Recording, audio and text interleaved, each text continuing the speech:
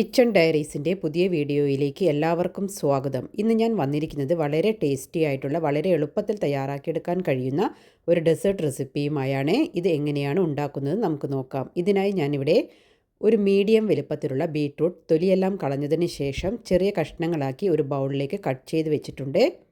പിന്നീട് മിക്സിയുടെ ഒരു ജാർ എടുത്ത ശേഷം അതിനകത്തേക്ക് ഈ ബീറ്റ്റൂട്ടിൻ്റെ കഷ്ണങ്ങൾ നമുക്ക് ചേർത്ത് കൊടുക്കാം. പിന്നീട് ഇതിലേക്ക് 1/4 കപ്പ് അളവിൽ പാൽ ചേർത്ത് കൊടുക്കുന്നുണ്ട്. പാൽ ചേർത്തതിന് ശേഷം നമുക്ക് നന്നായിട്ട് ഗ്രൈൻഡ് ചെയ്തെടുക്കാം. അപ്പോൾ ഞാനിതിവിടെ നല്ല ഫൈൻ പേസ്റ്റായിട്ട് അരച്ചെടുത്തിട്ടുണ്ട്. ഇത് ഞാനിവിടെ സൈഡിലോട്ട് മാറ്റി വെക്കുന്നുണ്ട്. പിന്നീട് ഒരു പാൻ അടുപ്പിൽ വെച്ച് ചൂടായതിന് ശേഷം അതിലേക്ക് 1 ടേബിൾ സ്പൂൺ അളവിൽ നെയ്യ് ചേർത്ത് കൊടുത്തിട്ടുണ്ട്. നെയ്യ് ഒന്ന് ഉരുകി വന്നതിന് ശേഷം പിന്നീട് നമ്മൾ ഇതിനകത്തേക്ക് ചേർത്ത് കൊടുക്കുന്നത് നേരത്തെ ഗ്രൈൻഡ് ചെയ്ത് വെച്ചിരിക്കുന്ന ബീറ്റ്റൂട്ട് പേസ്റ്റാണ്. അപ്പോൾ ബീറ്റ്റൂട്ട് ഇതിനകത്തേക്ക് ചേർത്തതിന് ശേഷം തീ ഒരു മീഡിയം ഫ്ലെയിമിൽ വെച്ച് നമുക്കിത് നന്നായിട്ട് തന്നെ ഒന്ന് വഴറ്റിയെടുക്കാം.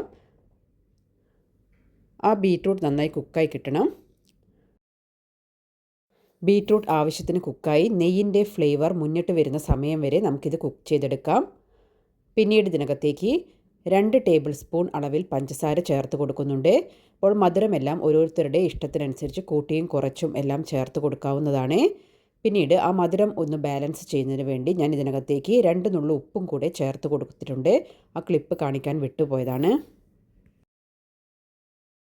പഞ്ചസാര ചേർത്ത് നന്നായി ഇളക്കിയതിന് ശേഷം ഇതിലെ വെള്ളമെല്ലാം വറ്റി വരുന്ന ഈ ഒരു സമയത്ത് നമുക്ക് ഇതിനകത്തേക്ക് പാൽ ചേർത്ത് കൊടുക്കാം. ഇവിടെ ഞാൻ 1/2 കപ്പ് അളവിലാണ് പാൽ ചേർത്ത് കൊടുത്തിരിക്കുന്നത്. അപ്പോൾ പാൽ ചേർത്ത ശേഷം നന്നായിട്ട് തന്നെ ഒന്ന് മിക്സ് ചെയ്തെടുക്കുക.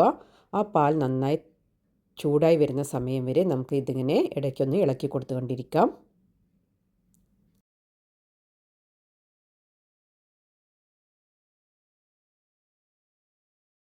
പിന്നീട് ഇതിനകത്തേക്ക് 1/4 കപ്പ് അളവിൽ റവ ചേർത്ത് കൊടുക്കുന്നുണ്ട്. ഇവിടെ ഞാൻ വറുത്ത റവയാണ് ചേർത്ത് കൊടുക്കുന്നത്. അപ്പോൾ റവ അല്പാൽപ്പം ചേർക്കുന്ന സമയത്ത് നന്നായിട്ട് തന്നെ മിക്സ് ചെയ്തെടുക്കുക.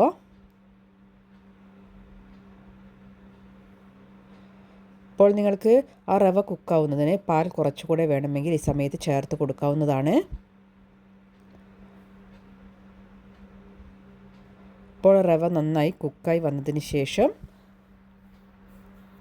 ഈ ഒരു കൺസിസ്റ്റൻസിയിലാവും. ആ പാനിൽ നിന്ന് വിട്ടു വരുന്ന ഒരു പരുവമാവുന്ന സമയത്താണ് റവയെല്ലാം ആവശ്യത്തിന് കുക്കായിട്ടുണ്ടാവും. ഈ സമയത്ത് ഞാനിവിടെ ഫ്ലെയിം ഓഫ് ചെയ്ത് സൈഡിലോട്ട് മാറ്റി വെക്കുന്നുണ്ട്. ഇത് ഒരു ചെറിയ ചൂടിൽ നമുക്ക് ചെറിയ ചെറിയ ബോൾസാക്കി ഉരുട്ടിയെടുക്കാം. അതിനായി കൈവെള്ളയിൽ കുറച്ച് നെയ്യ് തടവിയതിന് ശേഷം ചെറിയ ചെറിയ ബോൾസാക്കിയിട്ട് റവയുടെ കൂട്ടെടുത്തതിന് ശേഷം കയ്യിൽ വെച്ച് ഉരുട്ടിയെടുക്കുന്നുണ്ട്. കഴിയുന്നതും ചെറിയ ചെറിയ ബോൾസാക്കി എടുക്കുന്നതാണ് ഇത് കഴിക്കുമ്പോൾ ടേസ്റ്റ് ഉണ്ടാവുക. ബോൾസിന് വലിപ്പം കൂടിയാൽ നമുക്ക് അത്ര ടേസ്റ്റ് കിട്ടുകയില്ല. അതുകൊണ്ട് കഴിയുന്നതും ചെറിയ ചെറിയ ബോൾസാക്കിയിട്ട് വേണം ഇത് ഉണ്ടാക്കിയെടുക്കാൻ. അപ്പോൾ ഞാനിവിടെ ബോൾസ് എല്ലാം ഈ രീതിയിൽ ഇവിടെ തയ്യാറാക്കിയിട്ടുണ്ട്.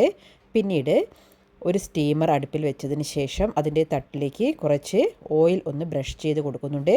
അതിനുശേഷം നമ്മൾ ഉണ്ടാക്കി വെച്ചിരിക്കുന്ന ഈ ബീറ്റ്റൂട്ടിൻ്റെ ഉരുട്ടകൾ നമുക്ക് ഇതിനകത്തേക്ക് ചേർത്ത് കൊടുക്കാം. അതിനുശേഷം ഒരു 3 മിനിറ്റ് സമയം ഞാൻ ഇതൊന്ന് ആവി കയറ്റിയെടുക്കുന്നുണ്ട്. അപ്പോൾ ഇത് നന്നായി ആവി വന്നതിന് ശേഷം ഇവിടെ ഫ്ലെയിം ഓഫ് ചെയ്യുന്നുണ്ട്. അതിനുശേഷം ഇത് ചൂടാറുന്നതിന് വേണ്ടി ഞാൻ സൈഡിലോട്ട് മാറ്റി വെക്കുന്നുണ്ട്. പിന്നീട് ഒരു പാൻ അടുപ്പിൽ വെച്ചതിന് ശേഷം അതിനകത്തേക്ക് 1 കപ്പ് അളവിൽ പാൽ ചേർത്ത് കൊടുത്തിട്ടുണ്ട്. പാൽ ചേർത്ത ശേഷം നന്നായിട്ടൊന്ന് ചൂടായി വരുന്ന സമയത്ത് ഇതിനകത്തേക്ക് ആവശ്യത്തിന് മധുരം ചേർത്ത് കൊടുക്കാം. ഇവിടെ ഞാൻ 2 ടേബിൾ സ്പൂൺ അളവിലാണ് പഞ്ചസാര ചേർത്ത് കൊടുത്തിരിക്കുന്നത്.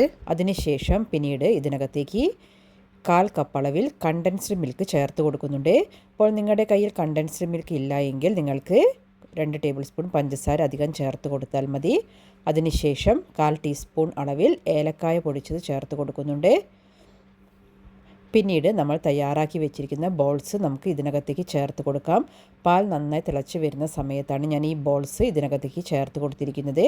അതിനുശേഷം തീ മീഡിയം ടു ലോ ഫ്ലെയിമിൽ വെച്ച് ഒരു 3 മിനിറ്റ് സമയമെങ്കിലും നമുക്കിതൊന്ന് കവർ ചെയ്ത് കുക്ക് ചെയ്തെടുക്കാം. അപ്പോൾ ഈ ബോൾസ് കുക്കാവുന്ന സമയത്ത് ആ മധുരമെല്ലാം ആവശ്യത്തിന് ബോളിലേക്ക് പിടിച്ചുകൊള്ളും. ഈ സമയത്ത് ഇതിനകത്തേക്ക് 2 ടേബിൾ സ്പൂൺ അളവിൽ പാലെടുത്ത ശേഷം അതിനകത്തേക്ക് 1 ടേബിൾ സ്പൂൺ അളവിൽ കോൺഫ്ലോർ ചേർത്ത് കൊടുത്തതിന് ശേഷം അത് നന്നായിട്ട് മിക്സ് ചെയ്തെടുക്കുന്നുണ്ട്. കട്ടകളൊന്നും കൂടാതെ ഞാനിവിടെ കോൺഫ്ലോർ മിക്സ് ചെയ്തെടുക്കുന്നുണ്ട്. നിങ്ങൾക്ക് കോൺഫ്ലോറിന് പകരമായിട്ട് വേണമെങ്കിൽ അരിപ്പൊടി ചേർത്ത് കൊടുത്തിട്ടും നമുക്ക് ഇതേപോലെ ഒരു ബാറ്റർ തയ്യാറാക്കാം. അതിനുശേഷം ഈ ബോൾസ് എല്ലാം ആവശ്യത്തിന് ഒന്ന് മിക്സായി കിട്ടിക്കഴിഞ്ഞാൽ പിന്നീട് നമുക്ക് ഇതിനകത്തേക്ക് ചേർത്ത് കൊടുക്കേണ്ടത് ഈ കോൺഫ്ലോറിൻ്റെ മിക്സാണ്. കോൺഫ്ലോർ മിക്സ് നമ്മൾ ഇതിനകത്തേക്ക് ചേർക്കുന്ന സമയത്ത് ഇത് നന്നായിട്ട് മിക്സ് ചെയ്തുകൊണ്ട് തന്നെ ചേർത്ത് കൊടുക്കുക. അല്ലെങ്കിൽ ആ ചൂടിൽ കിടന്ന് കോൺഫ്ലോർ പെട്ടെന്ന് തന്നെ കട്ടയായി പോവും. അപ്പോൾ ചേർക്കുന്ന സമയത്ത് തന്നെ ഇങ്ങനെ തുടരെ ഇളക്കി കൊടുത്തുകൊണ്ടിരിക്കുക. നിങ്ങൾക്ക് കോൺഫ്ലോറിന് പകരമായിട്ട് അരിപ്പൊടി 2 ടേബിൾ സ്പൂൺ പാലിൽ കലക്കിയിട്ടോ അല്ലെങ്കിൽ കസ്റ്റേർഡ് പൗഡർ പാലിൽ മിക്സ് ചെയ്തിട്ടോ ചേർത്ത് കൊടുക്കാവുന്നതാണ്. ഇപ്പോൾ ഞാനിത് നന്നായിട്ട് തന്നെ മിക്സ് ചെയ്തെടുത്തിട്ടുണ്ട്. അതിനുശേഷം ഇതിന് മുകളിലായിട്ട് കുറച്ച് ആൽമണ്ട് കട്ട്സും അതുപോലെ തന്നെ പിസ്താഷ്യോയുടെ കട്ട്സും ചേർത്ത് കൊടുക്കുന്നുണ്ട്. അപ്പോൾ നിങ്ങൾക്ക് ഇഷ്ടമുള്ള ഡ്രൈ ഫ്രൂട്ട്സ് ഇതിനകത്തേക്ക് ചേർത്ത് കൊടുക്കാം. അപ്പോൾ ഞാൻ ഇത് ചൂട് നന്നായി ആറിയതിന് ശേഷം ഇത് സെർവിങ് ബൗളിലേക്ക് മാറ്റുന്നുണ്ട്. അപ്പോൾ സെർവിങ് ബൗളിലേക്ക് ഇത് മാറ്റിയതിന് ശേഷം അതിന് മുകളിലായിട്ട് കുറച്ച് ഡ്രൈ നട്ട്സും അതുപോലെ തന്നെ നമ്മൾ ഉണ്ടാക്കി വെച്ചിരുന്ന ബീട്രൂട്ട് ബോൾസും ഇതിന് മുകളിലായിട്ട് ചേർത്ത് കൊടുക്കുന്നുണ്ട്. നമ്മൾ ഇത് സെർവ് ചെയ്യുന്നതിന് മുൻപ് 1-2 മണിക്കൂർ സമയം ഫ്രിഡ്ജിൽ വെച്ച് നന്നായി തണുത്തതിന് ശേഷം വേണം സെർവ് ചെയ്യാൻ. അപ്പോൾ നന്നായി തണുത്തതിന് ശേഷം സെർവ് ചെയ്യുമ്പോഴാണ് നമുക്ക് അതിന് നല്ല പെർഫെക്റ്റ് ടേസ്റ്റിൽ കഴിക്കാൻ കഴിയുക. ഇപ്പോൾ ബീട്രൂട്ട് എല്ലാം കഴിക്കാൻ മടിക്കുന്ന കുട്ടികൾക്ക് ഈ രീതിയിലൊക്കെ ഉണ്ടാക്കി കൊടുത്തു കഴിഞ്ഞാൽ അവർ ഇഷ്ടത്തോടെ കഴിക്കുന്നതാണ്. അപ്പോൾ നിങ്ങൾക്ക് ഈ വീഡിയോ ഇഷ്ടമായാൽ ചാനൽ ഒന്ന് സബ്സ്ക്രൈബ് ചെയ്ത് സപ്പോർട്ട് ചെയ്യുക. താഴെയുള്ള ആ നോട്ടിഫിക്കേഷൻ ബെൽ ബട്ടൺ കൂടെ എനേബിൾ ചെയ്ത് വെക്കുക. എങ്കിൽ മാത്രമേ ഞാൻ അപ്ലോഡ് ചെയ്യുന്ന വീഡിയോയുടെ നോട്ടിഫിക്കേഷൻ നിങ്ങൾക്ക് ലഭിക്കുകയുള്ളൂ. Thank you for watching.